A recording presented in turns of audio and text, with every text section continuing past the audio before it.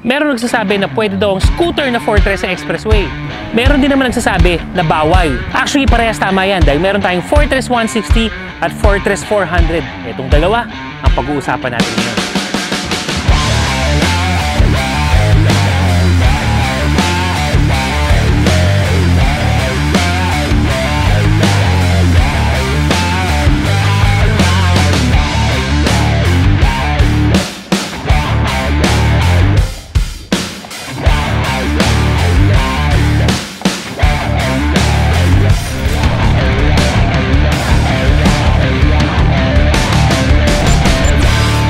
Bago natin pag-usapan ang dalawang motor na to, be sure naka-follow kayo at naka-subscribe sa mga channels and pages natin dahil napansin namin na marami sa inyong nanonood ng ating video ng madalas pero hindi pa naka-subscribe at naka-follow. Pag-iit na bagay sa inyo, malaking tulong naman sa amin. Presyo muna tayo mga brother. Yung Fortress 160 na to, 139,900 naka-introductory price kasi available din to sa Motochangge PH ha. Ito namang Fortress 400 dating 369, 349,900 na lang ngayon.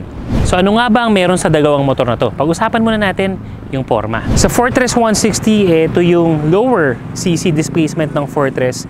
Yung forma nito more on parang high-tech pero elegant yung dating. May pagka-adventure type din yung makita natin dito dahil sa kanyang beak. Fixed yung kanyang windshield, malapat na rin naman. And then merong naked handlebar and then the rest, simplistic lang. Sabi ko nga, dito maangas, dito elegante. Habang si Fortress 400 naman, more on imposing yung datingan niya. Makikita mo kagad, malapad yung dating na motor. 40 yung overall design nito, yung mga angulo, yung mga linyahan, pati yung pagkaka-gear ng fairings, okay siya. Malapad, mas malapad yung windshield nito at saka electronically adjustable na to. Actually, isa to sa mga favorite na features ko tsaka ni Kuya GJ pag niride niya to is you're able to adjust the windshield kahit na umaandar ka kasi pindot-pindot lang, okay na. Overall, this is more of a sporty maxi scooter. Lahat ng angulo niya aggressive, lahat ng angulo niya matapang. Pero yung angulo naman pagdating sa side niya, more on pang touring talaga. So we can say that this is a sport touring scooter ready pang magayo ang biyahe. Sa makina naman mga brother, si Fortress 160 obviously have 160cc scooter at dahil 160cc displacement siya, ito yung hindi pwede sa expressway. May mga nagtatalo kasi, Fortress pwede yan sa express. Hindi yan pwede kasi nga merong Fortress na pwede sa expressway, meron namang hindi. Eto na nga yun. But given that, this still has a very capable engine. Magandang engine at power output nito. Because the Fortress 160 has that hybrid engine. Anong ibig sabihin nun? When you're accelerating, especially coming from stop, yung pagsiginyador natin for the first 3 seconds, meron tong electrical assist na tinatawag or power mode. You can activate the power mode for this. Dahil nga, meron siyang assistance ng kuryente habang nagko-combust naman yung gas mo. So, maganda yung hatak nito. 160cc 4-valve, ramdam na ramdam mo talaga yung pagkaswabe nito. Even if you're speeding up over 100 kph, you can feel na hindi hirap yung makina, swabe lang yung acceleration niya. Si Fortress 400 naman, obviously 400cc, ito na nga yung expressway legal na version ni Fortress. This doesn't have any hybrid engine but the engine profile and the engine output or rather the power output is more than capable for a 400cc scooter. This is comparative sa mga maxi scoot na mga masasabi nating mga top maxi scooter sa Pilipinas ngayon. Point of comparison, binabiyahe ko to NLEX during the weekend. Dadayo ako saglit from Bulacan to Pampanga. Minsang ibibirot ko siya, we can go to 145 kph in no time. Tapos, angkas ko pa yung teenager ko na anak. So, mayroon pa siyang ibubugang power. Ganun siya kaswabe. And because of the center of gravity nung pagkakaposisyon ng makina, nung components ng motor na to, mararamdaman mo talaga yung stability niya. So even if you're speeding up, parang nakarelax ka pa rin. Ang ganda ng power delivery. You can speed up if you want to, tas if you need to go on sudden overtaking, the Fortress 400 can give you that lunge of power para hindi ka mabitin. Pagdating sa braking system, may similarities itong dalawang to. Una, dual channel ABS. Parehas, yes mga brother. Kahit yung 160cc, dual channel ABS na, plus point pagdating sa kanyang safety feature. And both motorcycles, meron na rin itong traction control system. Pag-iwanag natin yan ng maraming beses na ito yung capability ng motor na i-modulate yung ikot ng gulong sa likod kapag medyo nag-lose traction na, medyo dumudugas na o hindi na pantay yung ikot ng gulong sa likod dun sa kapit niya sa kalsada. Again, very good safety feature for both of these motorcycles. Ang isa sa mga pagkakaiba, obviously, dahil Fortress 400 ay big bike, mas madalas kang hataw dyan, expressway, dual disc brake yung kanyang nasa harap. Pero parehas, dahil dual channel ABS, parehas ay single disc brake na rin naman sa likod. Sa suspension, sa harap, parehas telescopic fork. Sa likod naman, parehas dual shocks. When it comes to the actual performance ng suspension ni Fortress 160, as you have seen sa ating individual full review na tong motor na to, sarap ng play nito dahil mararamdaman mo talaga na lumalaro. Pero safe din naman siya if you're cornering dahil it gives a certain type of stability dahil hindi naman siya masyadong matalbog. So, sa front suspension niya, again, sa mga ganitong kalsada, hindi rin natin naramdaman na tumukod. Ganun din naman yung sa kanyang rear suspension. At least sa bigat ko, I am about 100 kilograms mga brother. It gives out that specific bounce niya, specific play para maging komportable sa biyahe mo. At the same time, stable naman if you're cornering. Si Fortress 400 naman, napansin ko sa kanya, suwabe din naman yung dating suspension na ito, yung performance. Mas mabagal lang yung rebound niya as compared to the Fortress 160. Siguro dahil na rin sa bigat niya and overall weight ratio niya.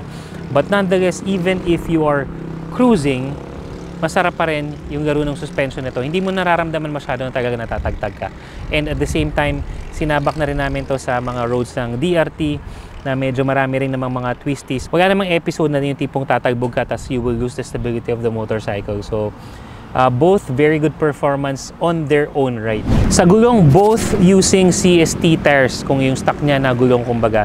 Obviously, mas malapad at mas malaki ang gulong ni Fortress 400, that being 400cc scooter. But when it comes to performance, actually parehas lang sila eh. Wala akong episode na nadulas ako or medyo nag-alangan, medyo nag-fishtail. Etong mga panahon na gamit ko itong dalawang to, hindi masyado nag-uulan eh. But we were able to use this sa mga medyo mas mabuhangin ng konti, medyo hindi mga pantay-pantay na kalsada, lalo-lalo na around Bulacan, all the way to DRT, even to Pampanga. Doon kasi madalas ko ginagamit itong mga motor na to para masubukan natin talaga. So wala, hindi mo kailangan magpaget ng stock tires mo para sa dalawang motor na to. Riding position mga brother, again, ayan, 5'10" in height para mas matansya nyo. The Fortress 160, this is very Pinoy friendly. Kita nyo, lapat na lapat yung aking mga paa sa kalsada. Good space pagdating sa ating main footrest. Tapos we have a little bit of extended footrest dito, pang tanggal-ngali lang pagdating sa mga long ride. Yung upuan niya malapad, sapong-sapo yung puwet ko kahit may kagaparan ako. Tapos napansin ko, yung curve niya sa likod ng upuan dito, yan, medyo sumasalo. So that helps a little bit when it comes to the overall stability natin, yung hindi masyado tayong dumudulas, hindi napapaatras, okay din siya. Tapos napansin ko din, pagdating naman dun sa upuan ng angkas natin, medyo pakitid nga lang to. Yan. Malapad pa rin naman, pero ang shape niya mas going narrow towards the end. Pero yung pinaka-cushion niya malambot to. Gusto ko rin yung texture ng upuan niya kasi it keeps you in place. Parang yung rough edges na parang papel digiha yung nasa pinaka-main upuan nito. Kaya pag nakaupo tayo, ano siya? Ramdam mo man na talagang you're stable on your seat. So, mas enjoy riding kasi hindi ka nadudulas-dulas. Si Fortress 160 naman, ang impresyon ng iba ay mataas porque big bike or porque maxi scooter. Ang baba din, hindi pa nga pantay-pantay yung kalsada dito mga brad eh. Ang baba din, abot na abot ko pa rin. Tapos ang lapad ng upuan, tapos ang lambot talaga.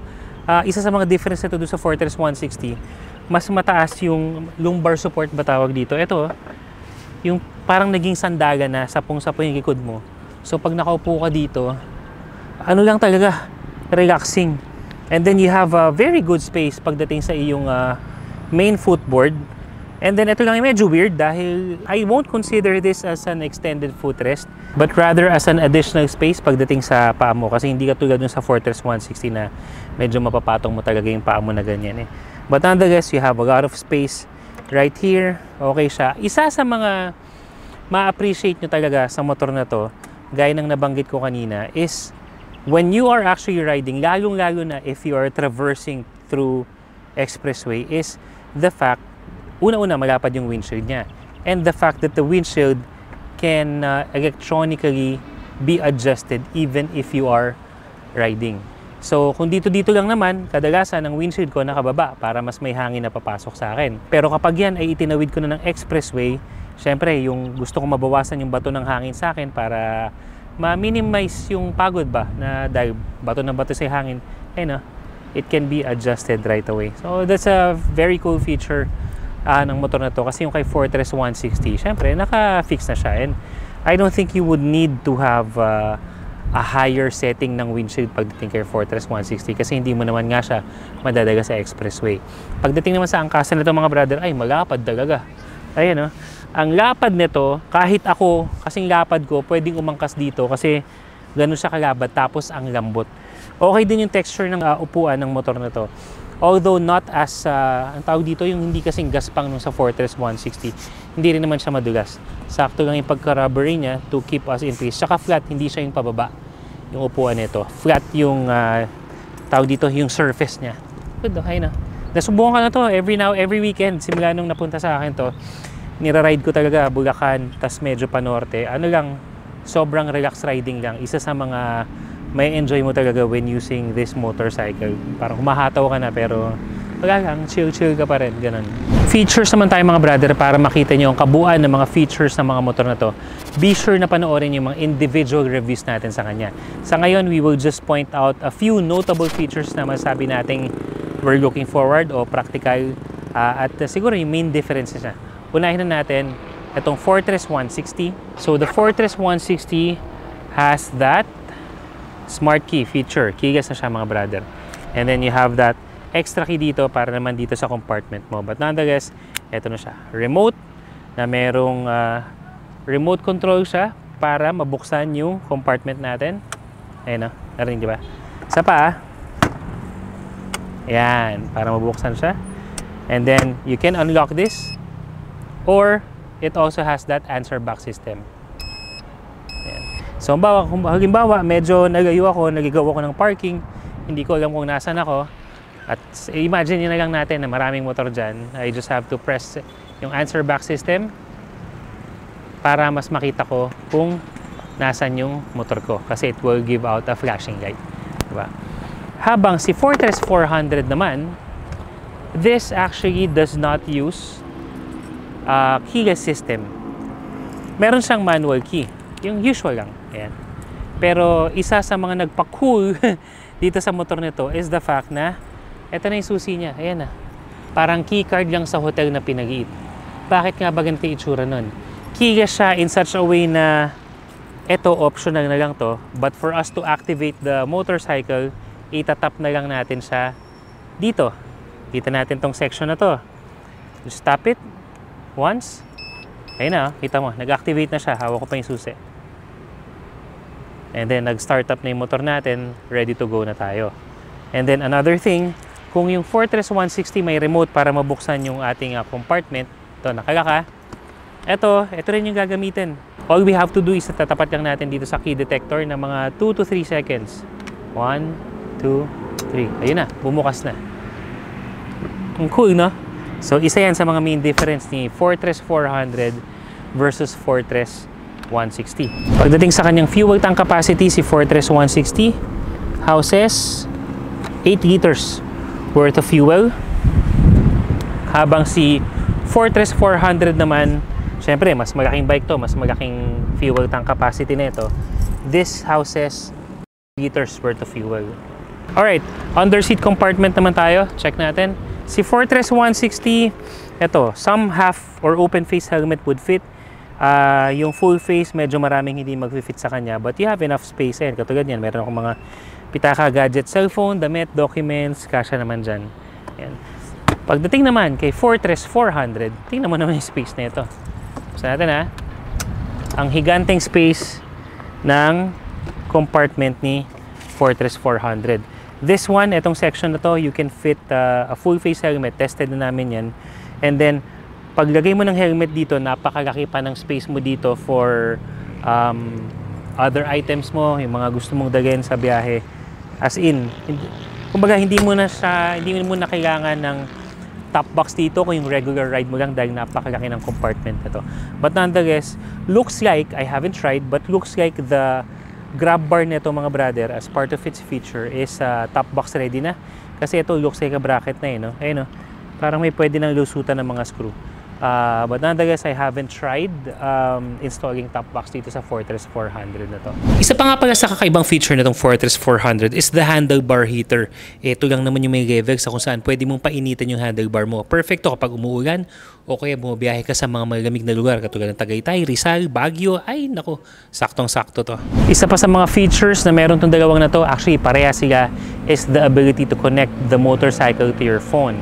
Napakaangas because very practical. You have your built-in maps, you have other items, at ang favorite na feature ko dun sa kanyang connectivity function is the ability to screen mirror. So ginagamit ko yan kapag nagmamaps ako, instead of having a phone holder, ayun na, naka-flash na yung Google Maps ko dun sa screen ng parehas ng motor na to. Very practical. Gusto ko yun. Gas consumption naman mga brother, Fortress 160, ilang beses natin na-test to, proven na 30 plus kilometers per liter. If I can remember correctly, I think that was around 36, 37 kilometers per liter. Very good output na rin para sa isang 160cc 4-valve engine. Ano pa yun wagwagan pa yun kasi DRT madalas eh. And then, dito naman kay Fortress 400, ang usage ko naman nito, weekend rides, Bulacan, Pampanga, and beyond. Tapos, minsan city rides. So, mas madalas umahataw ako sa expressway. I was able to get 24 point something, so between 24 to 25 kilometers per liter.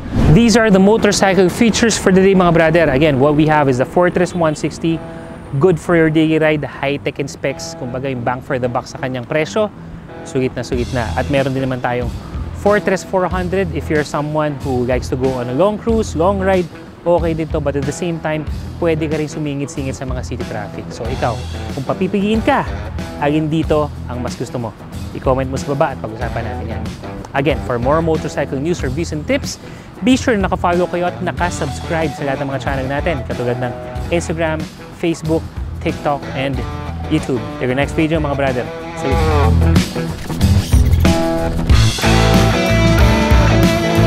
Meron nagsasabi na pwede na